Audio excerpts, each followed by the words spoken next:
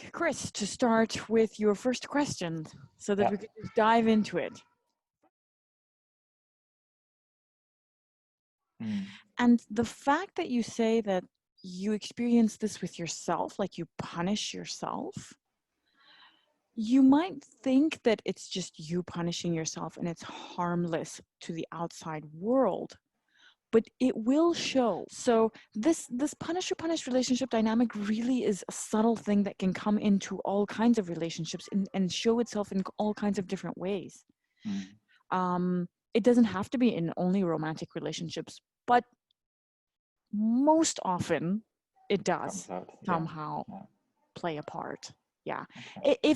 Have you ever sulked? Have you ever stopped talking to someone because you were upset? Or has someone done that to you? Both. All right then. That's a punish relationship dynamic. Usually, really, when we say the word punishment, it's like, oh my God, punishment. Of course, I don't mean to punish her. Of course, my partner doesn't mean to punish me. It's really an unconscious thing. The thing to understand about who am I, the course, is the unconscious conscious play in your mind. So when we say punishment, we're not talking about taking a ruler or a lash, and being like, I'm going to punish you. It's really an unconscious reaction in situations. And the whole point of the final meditation is to understand that when you make things conscious, you can better respond rather than react. So we can move on to the next question then. I already received your question in email.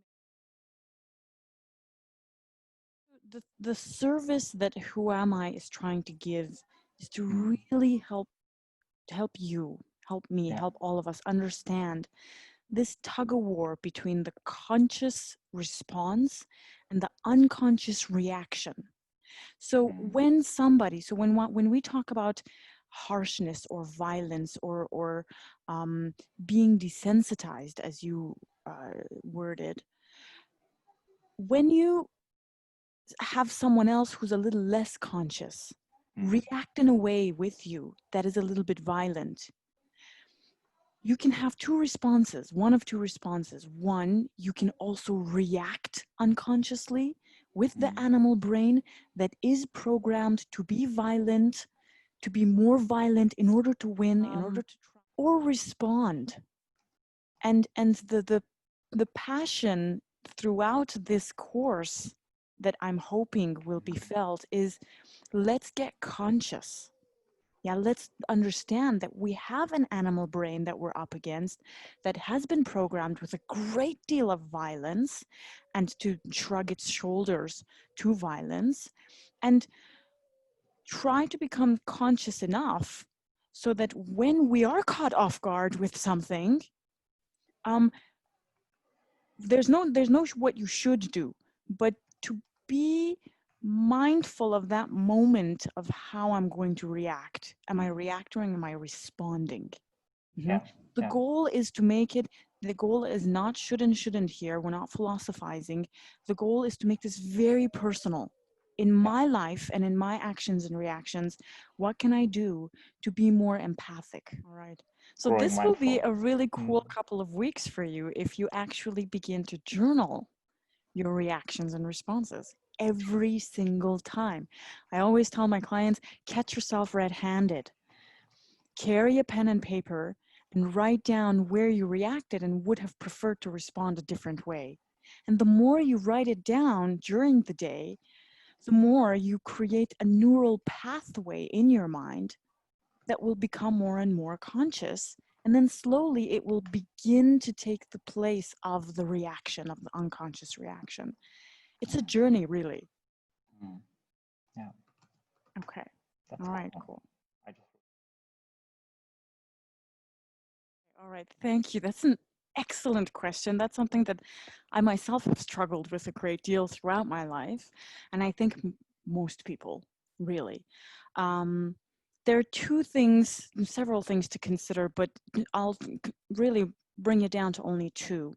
So you know that I'm a major advocate of the balance of masculine and feminine energies in all of us. and the way that they manifest. So this would be imagination, fantasizing, allowing the imagination to be free enough to soar and conjure up ideas, to get inspired and create. We really literally are creators, right? And we need to be creating at all times. This is known to be the feminine energy, the manifestation of feminine energy. The masculine energy that will balance this out and cause that creation to manifest into something concrete is execution. And that execution part that we're all looking for. I mean, if you have the imagination part, okay, like if that's not blocked, then usually the imbalance falls under the masculine energy of execution, doing, putting one foot in front of the other, and getting something out into the world that will be also understood by others and nourishing others. Because we're talking about fruit throughout this course, right? And that's about community and connection and really the give and take of life. So how do I, in that case of writing specifically, make it a little bit less esoteric or understandable? Two things to consider. One, fresh eyes. You know this better as a writer. At first, you might even be offended. But then after some time of ruminating over it, you realize, oof, my masculine energy is telling me to do something here. Yeah, I need to kill some darlings, for example.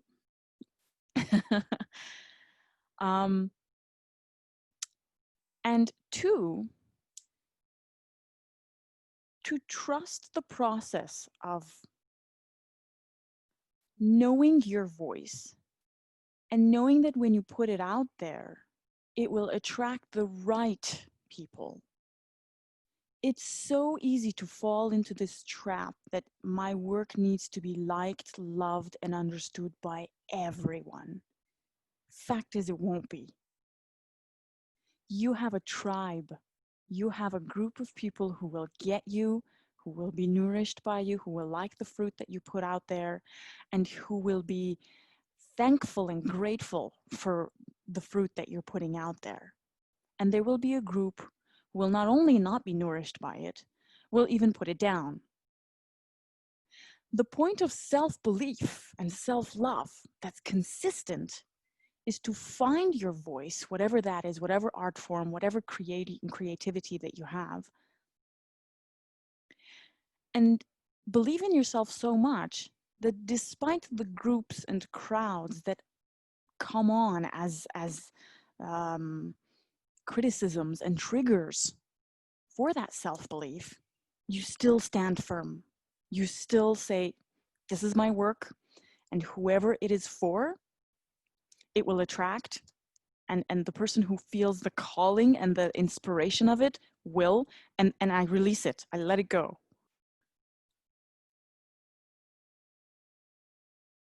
Okay, I absolutely understand that. Like, I'm right there with you. Yeah, and it takes energy wherever so for example, I've known people, gender makes absolutely no difference, who have a great deal of execution. The masculine energy within is very strong, but they've lost touch with that feminine energy of allowing themselves to feel, allowing themselves to be inspired. Everything has a rigid, reasonable answer. And it just blocks a lot of momentum, you know, the fluidity of creation. And it's what are the tools to create a balance? That's the question. So for those people who have a lopsided feminine energy, it would be spend time in nature. Like take your socks off, put your feet on the grass, and tie some grass blades. Pay attention to it, and then draw it, and then write a song about it. No matter how crap, burn it later. This is between you and yourself. It's not about performance. See, and it's interesting. They will say, but I'm not good at that. This is the false programming. This is the voice in your head that's telling you, it's about performance, it's about perfection, it's about this inner critic. Nobody's going to see it, nobody's going to give you a mark on it, nobody's going to give you a report card on it, but you yourself are your worst critic, and you're telling yourself, but I'm not good at this, who cares, burn it later. Yeah, sing the song, record it, don't listen to it, delete it, you know. And that elevates that feminine energy.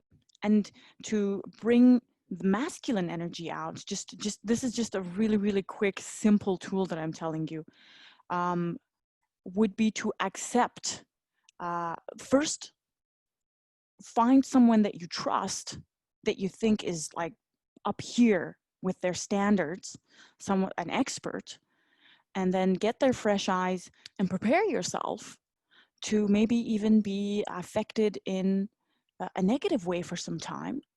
But then that will help you filter who you really are and who you really aren't, who you want to be seen as and who you don't want to be seen as. That's the beauty of the masculine energy. It filters stuff. That's an excellent question. So this is basically the blood of Phalva. Masculine and feminine energies. But yes, the concept is an age-old concept. It's the yin and the yang. But if you want some books to read on it, I would say dive into Jungian psychology, Dr. Carl Gustav Jung. He's my greatest influence. You can find some great material through some excellent Jungian psychologists, like the contemporary psychologist right now, who's actually world-renowned, Dr. Jordan Peterson, which is a form of sabotage at the end of the day again. Something that's good for you, and you know it, and you know you need to take the step, but you somehow either procrastinate or sabotage or resist. You resist meeting that need. Yeah. I think that's one of the greatest pains that humanity is grappling with generally.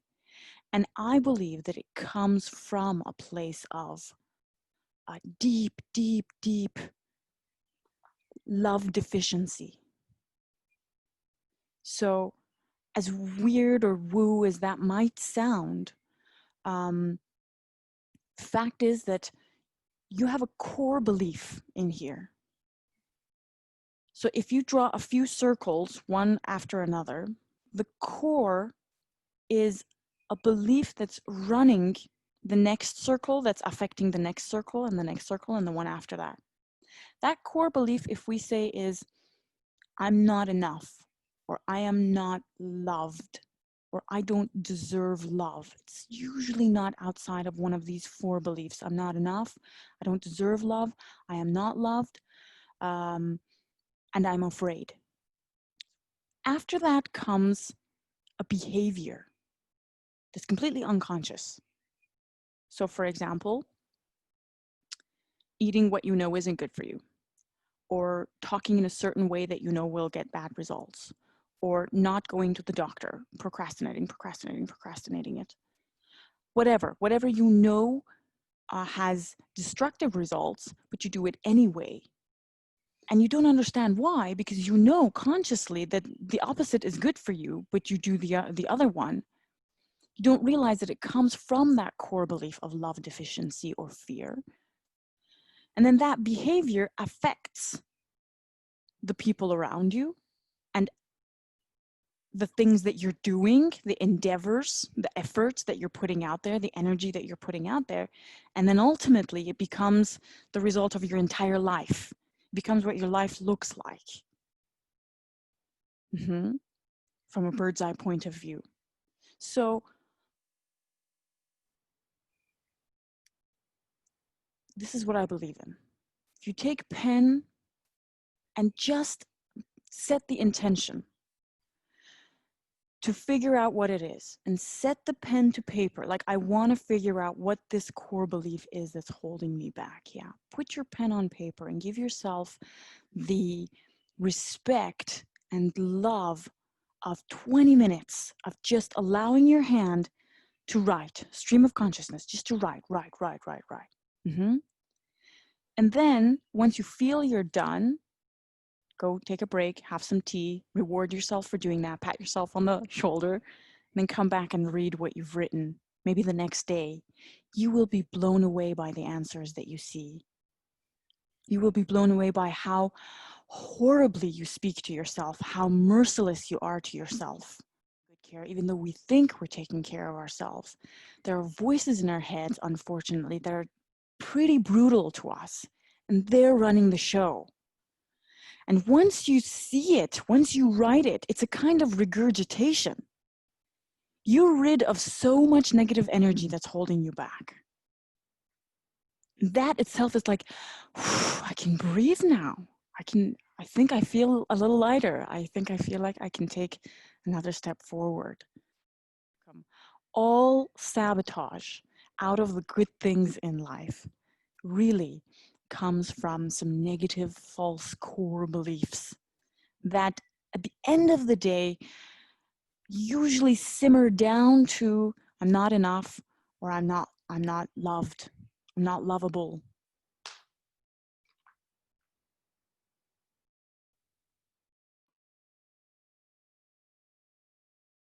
Okay, well, thanks for sharing that, first of all. Thanks for being brave to bring this stuff to our session today. The best way I would say to slowly make this a response rather than a reaction, specifically in the area of where am I being sacrificial and where am I being the opposite, like I'm just really trying to protect myself. Before every single one of your encounters with the relationships that matter, that you know have the potential of triggering you, meditate. Like before coming face to face with that person. Now, if meditation is something new for you, you can step back one step and write your intention. Write your intention. My intention is to be a balanced person, for example. Okay, my intention out of these couple of hours with this person that I care about, that is important for me, I want this relationship to go somewhere. I want my relationship with my brother, with my sister, with my father, whoever, to be fruitful and synergistic. We want synergy. We're all about synergy. Yeah, that's the goal. That's my intention. The work would be, how have I reacted up to now? Mm-hmm. And where could I have done better? So like to make it conscious. How have I done? Where could I have gone better? How could I have reacted that would have led to a better outcome? Mm-hmm. So become conscious of that and then go into your encounter with that person. I would have to get a little more specific to be able to help out more. So this is a very general idea. Yeah, because the idea of selfishness and sacrifice is a very broad idea. There's scapegoating, there's gaslighting involved. There's so many things that can be in sacrifice. There's manipulation. There's covert coercion, like forcing someone into something, which is another word for really manipulation, that comes with sacrifice. And we need to be humble enough, really, all of us, to accept that it could happen to any one of us, because we just haven't been taught how to communicate properly. To communicate our needs, like you mentioned, I need something, and I might be too expressive of it. Yeah. So that's where NVC comes in, nonviolent communication. If you want to talk about your needs, just stick to the simple 4 steps. Yeah. Okay. All right. I hope that helps. It does. So it's an excellent question. What is your core value? If you could boil down all your values to one value to live by for the rest of your life, you don't even have to answer it. Write it down. I mean, in fact, take a couple of minutes to write down. the answer to this question.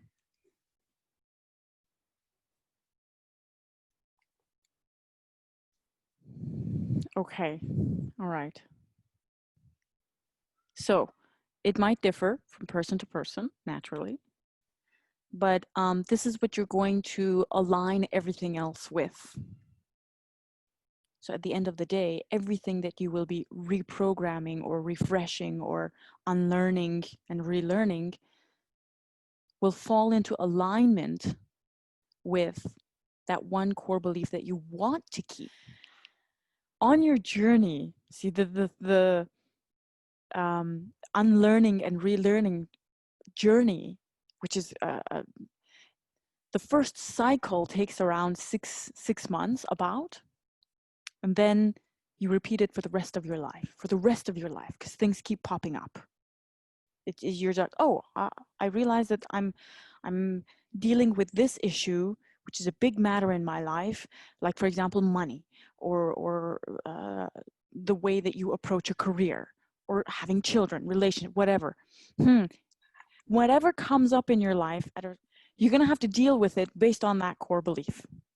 And then things pop up, they surface. You're like, oh, I don't think I like the way I'm dealing with this, yeah? So you have to go over that cycle again and reprogram, so to speak, to align with that core belief.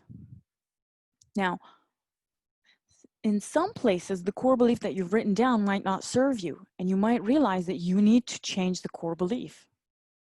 This is where the feminine energy of going with that flow and being brave enough to step outside of fear and accept what life brings you as it comes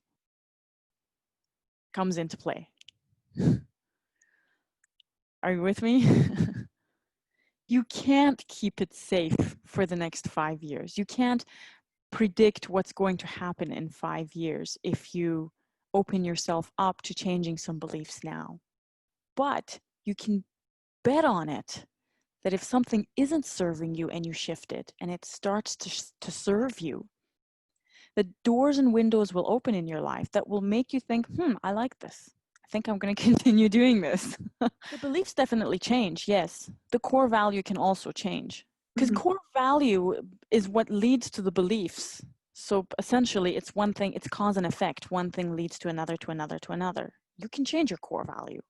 But the one core value that I have found throughout my years of interaction, teaching, and coaching with all kinds of people from all kinds of walks in life, that I find overlaps, and it's the same with everyone, is love. So people think they have other core values, and it's all good. We can have so many different core values, but love is the one that has never changed. Love is the one that gets the best results. The best results in all my years of and being given questions, all kinds of questions and challenges. If the approach was an approach that came from, number one, self-love and compassion, enough for it to brim and be directed at another, so love and compassion for another, I don't think there has been any problem that hasn't been dissolved in that approach.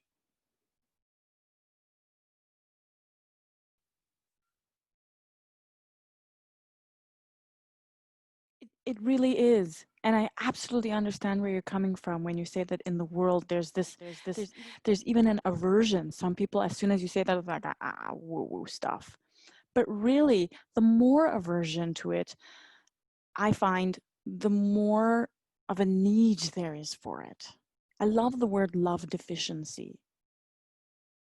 I think we are, as a human species, love deficient in our unconscious mind, even though we like to say, show, pretend, hope not to be. And so I think that it is one of our duties as people living in the 21st century to make sure, take care of that self-love really first, and then allow it to move out of us and touch those around us. I think the greatest leaders in the leadership area, in the self-development industry, in business, in entrepreneurship, in every area, the greatest leaders are leaders that come from a place of self-love that's so powerful that it just overflows onto everybody else. They're not bosses and they're not bossy. True leadership is about empathy. Agreed. Okay. Yeah, Right. totally with you there. All right. A lot of people get the wrong idea that if something is being repressed or if I'm deficient in something, say for example, when somebody blows their nose really hard in public and I'm just like, oh my God, and I get angry and I think it's super rude and I judge that person as a terrible, disgusting person. I have this horrible reaction. It doesn't mean that you should be doing the same thing in public, like take out that handkerchief and start, you know. But great exercise to do is to, in solitude, behind closed doors, yeah, sit and imagine yourself doing that.